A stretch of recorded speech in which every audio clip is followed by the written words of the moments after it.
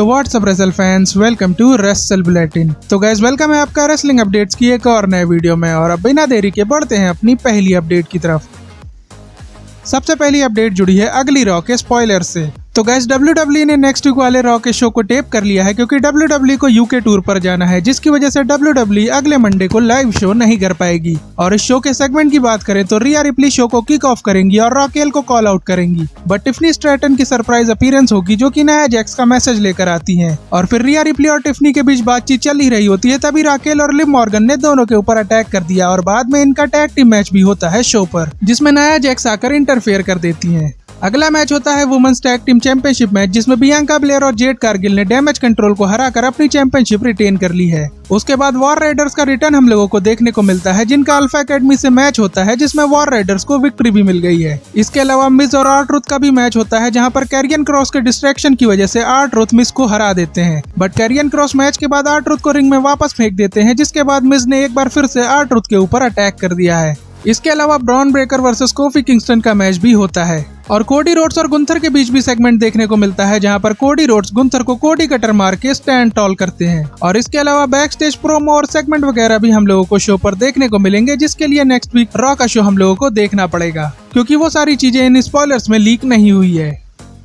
Next update related है Sami Zayn से, जिनको गुंथर ने रॉ पर हराकर अपनी चैंपियनशिप रिटेन कर ली थी। और उस हार से सैमी ज़ेन को कितना बुरा लगा है वो आप इस क्लिप में देखकर अंदाजा लगा सकते हो, जिसमें सैमी ज़ेन मुंह छिपाकर रो रहे हैं, या फिर ये भी कह सकते हो कि वो अपनी हार का अफसोस मना रहे हैं, क्योंकि जब उन्होंने गुंथर के पावर बॉम्ब पर सिर्फ 1 काउंट पर किक आउट कर दिया था, तब तो सच में सबको यही लगा था कि रेसलमेनिया की तरह सैमी ज़ेन यहाँ भी चमत्कार करने वाले हैं। बट अनफॉर्चुनेटली ऐसा नहीं हो पाया और सैमी ज़ेन बहुत क्लोज आकर गुंथर से हार गए, जिसकी वजह से सैमी ज़ेन को काफी ज्यादा बुरा लगा है।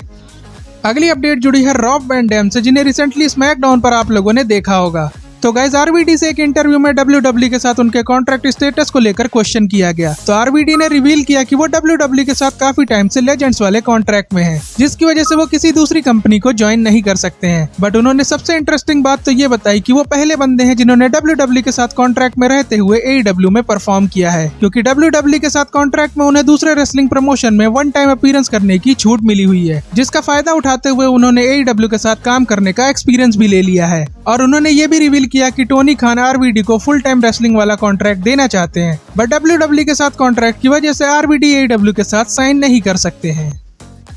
अगली अपडेट जुड़ी है वायट 6 के अगले टारगेट से। तो भाई रॉ के शो पर आप लोगों ने कैरियन क्रॉस और मिस का बैक स्टेज सेगमेंट देखा होगा, जिसमें कैरियन क्रॉस मिस को भड़का रहे थे। तो उस सेगमेंट में बीच में वायट 6 के कोट्स अपीयर हुए थे, जिसमें से एक का मतलब था देयर यू आर, जिससे ये क्लियर हो गया है कि कैरियन क्रॉस और मिज ही वायट 6 का अगला टारगेट होने वाले हैं। बट इन दोनों में से सबसे ज्यादा चांसेस हैं कि कैरियन क्रॉस को वायट 6 टारगेट करेगी, क्योंकि कैरियन क्रॉस ने पहले जेवियर वुड्स को न्यू डे छोड़ने के लिए भड़काया था और अब वो मिज के साथ भी सेम चीज कर रहे हैं। और हम लोग ये तो जानते हैं कि वायट 6 फैमिली या फिर दोस्ती तोड़ने वाले बंदों को ही टारगेट करती है, जिसका मतलब ये है कि कैरियन क्रॉस को अब बहुत जल्द बहुत बड़ा झटका लगने वाला है रॉ पर।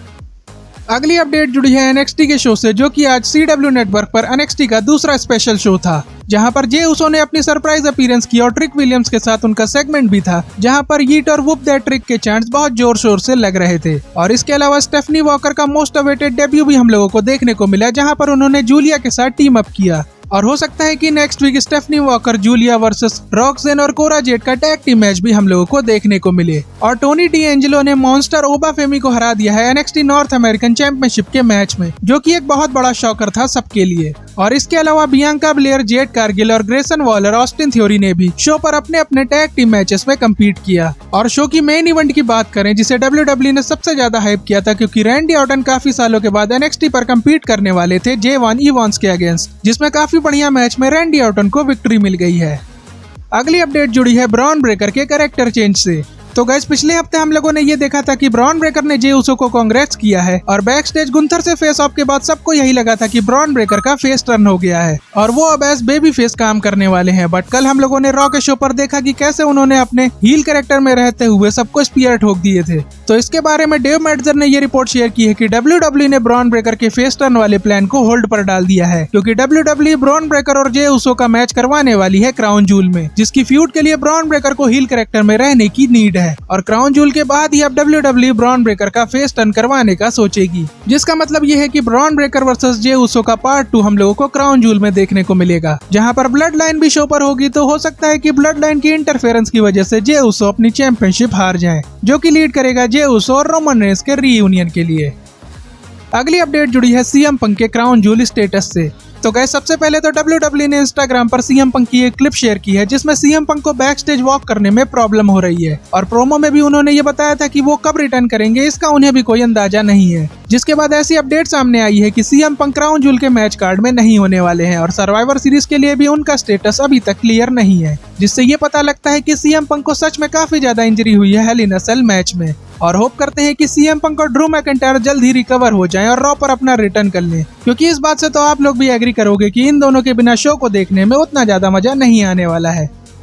नेक्स्ट अपडेट रिलेटेड है सेथ रॉलिंस के हील टर्न से। तो भाई रॉ के शो पर हम लोगों ने ये देखा था कि जे उसो ने जब सेथ रॉलिंस को इंटरप्ट कर दिया था तो सेथ रॉलिंस काफी ज्यादा अनहैप्पी थे और उसके पहले प्रोमो में वो रोमन और कोडी के साथ काम करने को लेकर भी अपसेट थे और रैम पर उन्होंने सीएम पंक के साथ स्टेयर डाउन भी किया था। तो भाई ये जो सारी चीजें हम लोगों को देखने को मिली है ये कहीं ना कहीं लीड करेंगी सेथ रॉलिंस के हील टर्न को, बट ये इतनी जल्दी नहीं होगा क्योंकि ब्रॉन्सन रीड के साथ फ्यूड में सेथ रॉलिंस का बेबी फेस होना जरूरी है और उसके बाद अगर सीएम पंक सर्वाइवर सीरीज तक फिट नहीं हो पाए तो हो सकता है कि सेथ रॉलिंस और गुंथर का मैच भी हम लोगों को देखने को मिले और फिर उसके बाद ही WWE सेथ रॉलिंस को हील बनाने का सोचेगी और उनका पहला टारगेट और कोई नहीं बल्कि जे उसो ही होने वाले हैं और हो सकता है कि इंटरकॉन्टिनेंटल चैंपियनशिप के लिए इनकी फ्यूड भी हो और फिर रॉयल रंबल के बाद हो सकता है कि सीएम पंक और सेथ रॉलिंस की फ्यूड हो रेसलमेनिया 41 के लिए, क्योंकि ये तो हम लोग जानते हैं कि पिछली रेसलमेनिया से इनका मैच पेंडिंग है और सीएम पंक को एज बेबी फेस काफी बढ़िया रिएक्शन मिल रहा है, जिसकी वजह से सेथ रॉलिंस अगर हील कैरेक्टर में होंगे तो ये फ्यूड और भी ज्यादा कमाल की होगी। और वैसे भी अब रोमन रेंस बेबी फेस है WWE में तो सेथ रॉलिंस को जल्द ही WWE हील बनाएगी,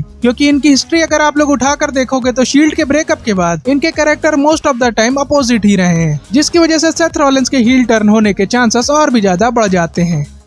अब बढ़ते हैं अपनी फाइनल अपडेट की तरफ जो जुड़ी है रॉक के रिटर्न प्लान से। तो गाइस बैड ब्लड में रॉक के शानदार रिटर्न के बाद हर कोई जानना चाहता है कि रॉक की अगली अपीयरेंस हम लोगों को कब देखने को मिलेगी। तो इसको लेकर WWE के फॉर्मर एम्प्लॉय जोनाथन कोचमैन ने ये रिवील किया है कि उन्हें WWE के बैक स्टेज उनके साथ जो लोग काम करते थे उन्होंने ये बताया है कि रॉक इस साल के एंड तक फिर से वापस आने वाले हैं और अगर रॉक ने चाहा तो वो रेसल भी कर सकते हैं किसी मैच में। तो भाई अगर कोचमैन की ये अपडेट सही निकली तो ये कंफर्म समझो कि रॉक सर्वाइवर सीरीज की स्टोरी लाइन में इन्वॉल्व होने वाले हैं और हो सकता है कि वॉर गेम्स मैच के बाद वो रोमन रेंस को इंटरप्ट करें जैसे उन्होंने बैड ब्लड में किया था, जिसके बाद रोमन और रॉक की स्टोरी लाइन आगे स्टार्ट हो, या फिर रॉक अगर रेसल करने के लिए एग्री हुए तो हो सकता है कि वो खुद वॉर गेम्स मैच में इन्वॉल्व हो जाएं, जिसके चांसेस वैसे तो कम है बट हम लोग जानते हैं कि रॉक की इच्छा हुई वॉर गेम्स मैच में उतरने की तो फिर उन्हें कोई भी नहीं रोकने वाला है और वैसे भी इससे WWE को काफी ज्यादा फायदा होगा, तो ट्रिपल एच तो बिल्कुल भी इस आइडिया से मना नहीं करेंगे। और भाई इस अपडेट के बाद ये तो कह सकते हैं कि इस बार की सर्वाइवर सीरीज में ब्लड लाइन की स्टोरी लाइन में काफी कुछ ट्विस्ट हम लोगों को देखने को मिलने वाला है और अगले स्मैकडाउन के शो पर यह भी देखना काफी ज्यादा इंटरेस्टिंग होगा कि क्राउन जूल के लिए रोमन रेंस का क्या स्टेटस है, क्योंकि अभी तक ये कंफर्म नहीं है कि क्राउन जूल में रोमन रेंस मैच करेंगे या फिर नहीं।